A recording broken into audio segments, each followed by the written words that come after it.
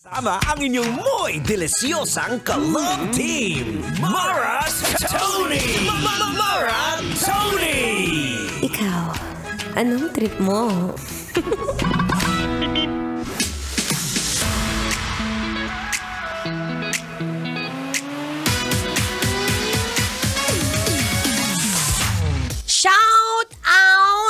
Shout out sa'yo na naghahanap na naman ng panibagong i-story.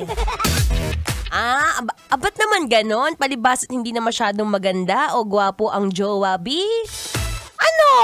Hanap-hanap ng panibagong kadate? Swipe right? Huwag ganon.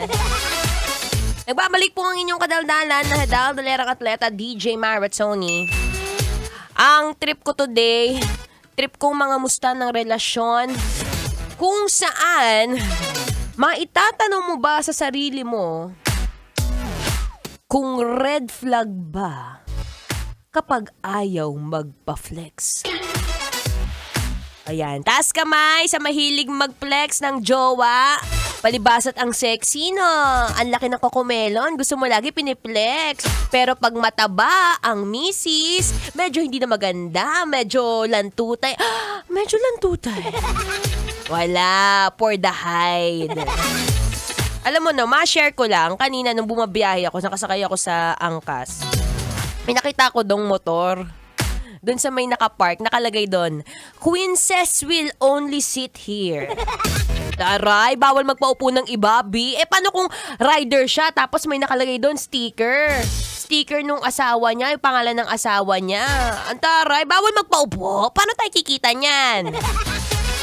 Isa kasi ganun, 'di ba? May mga ibang may ibang mga driver o yung mga ibang rider naglalagay ng mga pangalan ng asawa nila sa motor o kaya naman dun sa kotse. Wala, para alam nila na may property nun. Ay, taray, ang gwapo baka mamaya nakawin ka Pero meron naman talagang iba. Yan yung mga trip nilang i-flex ang kanilang mga mahal sa buhay. Pero meron din naman talagang iba ay trip lang ay low-key. Pagka sinabing low-key, yan yung may mga jowang introvert. O, pag sinabing introvert, mahiyain. Mahiyain, hindi porket hindi ka piniplex, ibig sabihin yan, hindi ka na gusto. Meron talagang iba na hindi masyadong ginagawang basis ang social media para i-flex ang partner. Ako, kung tatanungin nyo, kung red flag ba kapag ayaw kang i-flex, for me, it's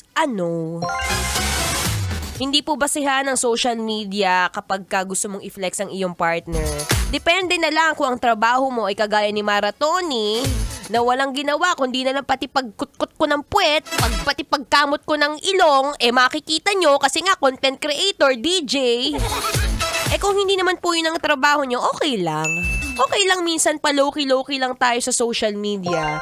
Hindi naman porket hindi ka pinost ng mister mo o ng jowa mo sa story niya. Ala, hindi na ako mahal. Pinagpalit na. Lay, si overthink.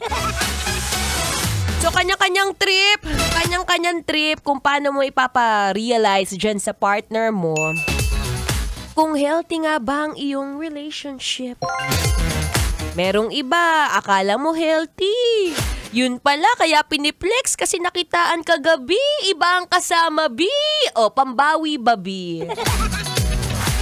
Diba, may kanya-kanya naman tayong trip Hindi porket hindi ka finlex, hindi ka na mahal.